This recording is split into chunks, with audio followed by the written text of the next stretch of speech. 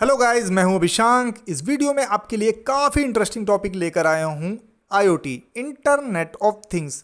तो क्या होता है इंटरनेट ऑफ थिंग्स? जो हमारे कंप्यूटर हैं, लैपटॉप्स हैं, ये इंटरनेट से कनेक्ट हो सकते हैं। इंटरनेट से कनेक्ट होने से ये इंफॉर्मेशन को सेंड कर सकते हैं, इंफॉर्मेशन को रिसीव कर सकते हैं, या फिर दोनों ही काम कर सकते हैं। उसके बेसिस पे ये कुछ फंक्शंस परफॉर्म कर सकते हैं, कुछ प्रोडक्टिव आउटपुट जनरेट कर सकते हैं। इस तरह के डिवाइसेस को हम स्मार्ट डिवाइसेस कहते हैं। आईओटी इम्प्लीमेंट होने से कुछ अदर डिवाइसेस भी इंटरनेट से कनेक्ट हो सकेंगी और वो इस तरह की स्मार्ट डिवाइसेस बन सकेंगी। तो उन डिवाइसेस में आप फ्रिज मान लो, कूलर मान लो, एसी मान लो, वॉशिंग मशीन मान लो, डोरबेल मान लो, जिस पर भी आईओटी हम इम्प्लीमेंट कर देंगे तो वो एक स्मार्ट डिवाइस बन जाएगी। आईओटी के बेसिकली 4 कंपोनेंट्स होते हैं: सेंसर्स, कनेक्टिविटी, डेटा प्रोसेसिंग और यूज़र इंटरफेस। आईओटी हम बहुत ज़्यादा मैन्युफैक्चरिंग इंडस्ट्री में इम्प्लीमेंट कर सकते हैं और इसका बेनिफिट लेके हम बेटर क्वालिटी प्रोडक्ट्स भी बना सकते हैं। तो इसके लिए इस टॉपिक को मैं समझाने के लिए एक केस स्टडी लेना चाहूँगा। हम जानते हैं कि हमारी बाइक की सीट्स, कार की सीट्स, इवन चेयर की सीट पीयू फोम से, पॉलीयूरिथेन फोम से बनती हैं। इस फोम को बनाने के लिए हम पीयू प्रोसेस का यूज़ करते हैं।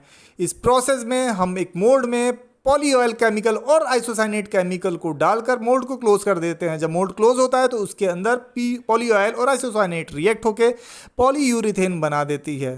फिर ये पॉलीयूरिथेन फोम को हम निकाल लेते हैं। इस पर एक कवर, लेदर कवर चढ़ाते हैं या फिर एक हम क्लोथ चढ़ाते हैं और इसको फिर हम एज अ सीट यूज़ करते हैं।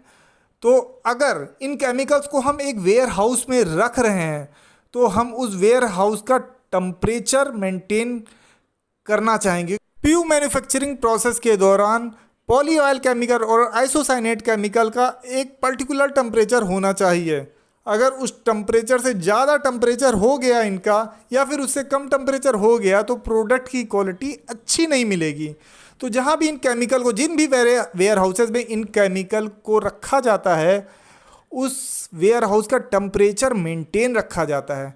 मान लीजिए जिस वेयर हाउस में आपने इन केमिकल्स को रखा है उस वेयर हाउस का टेम्परेचर 18 डिग्री सेंटीग्रेड से कम होना चाहिए।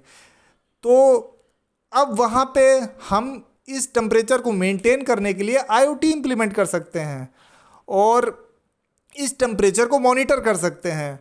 अगर स्टोरेज वेयर हाउस में आईओटी इम्प्लीमेंटेड है तो स्टोरेज वेयर हाउस का टेम्परेचर आईओटी मॉनिटर करेगा। सबसे पहले आईओटी के सेंसर्स इस स्टोरेज वेयर हाउस के टेम्परेचर को रिकॉर्ड करेंगे। फिर आईओटी का कनेक्टिविटी सिस्टम इस टेम्परेचर डेटा को क्लाउड से शेयर करेगा। इसको शेयर करने के लिए या तो वो ब्लूटूथ का यूज़ करेगा या फिर वो वाईफाई का यूज़ करेगा। फिर जब वो क्लाउड से शेयर हो जाएगा तो आईओटी का डेटा प्रोसेसिंग सिस्टम इस टेम्परेचर डेटा को प्रोसेस करेगा और उसके बेसिस पे कुछ रिजल्ट्स जनरेट करेगा। तो मान लेते हैं अगर टेम्परेचर 18 डिग्री सेंटीग्रेड से आ गया, ज़्यादा आ गया, तो डेटा प्रोसेसिंग सिस्टम इस डेटा को फिर यूज़र इंटरफेस सिस्टम से शेयर कर देगा और यूज़र इंटरफेस सिस्टम एक यूज़र टेक्स्ट जनरेट करेगा जो कि यूज़र के पास जाएगा और यूज़र उस डेटा को यूज़ करके डिसीजंस लेगा कि स्टोरेज वेयर हाउस में एसी ऑन कर देगा वो, या तो ऐसे कुछ डिसीजंस लेगा जिससे कि स्टोरेज वेयर हाउस का टेम्परेचर कम हो जाए। कुछ एडवांस आईओटी सिस्टम होते हैं, वो क्या करते हैं कि खुद ही डिसीज़न ले लेते हैं। उनमें एसी भी कनेक्ट हो गया आपके आईओटी सिस्टम से, तो जैसे ही उन्होंने जनरेट किया कि 18 डिग्री सेंटीग्रेड से ज़्यादा हो गया टेम्परेचर तो उन्होंने एसी का टेम्परेचर और कम कर दिया और वेयर हाउस का टेम्परेचर अपने आप मेंटेन होने लगा।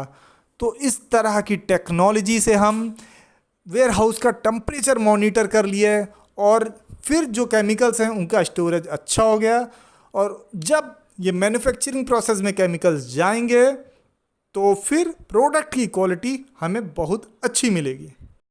आईओटी एक बड़ी अच्छी टेक्नोलॉजी है फ्रेंड्स, जिससे कि हम अपनी प्रोडक्ट क्वालिटी को इम्प्रूव कर सकते हैं, अपने प्रोडक्ट पैरामीटर को और एडवांस कर सकते हैं, अपने प्रोडक्ट को और वर्सेटाइल बना सकते हैं, प्रोडक्ट की कैरेक्टरिस्टिक्स को और इंक्रीज़ कर सकते हैं। और ये बहुत जल्दी इंडस्ट्री में फ्लरिश हो रहा है और इंडस्ट्री इसे बहुत ज़्यादा डिमांड कर रही है और एक्सेप्ट कर रही है।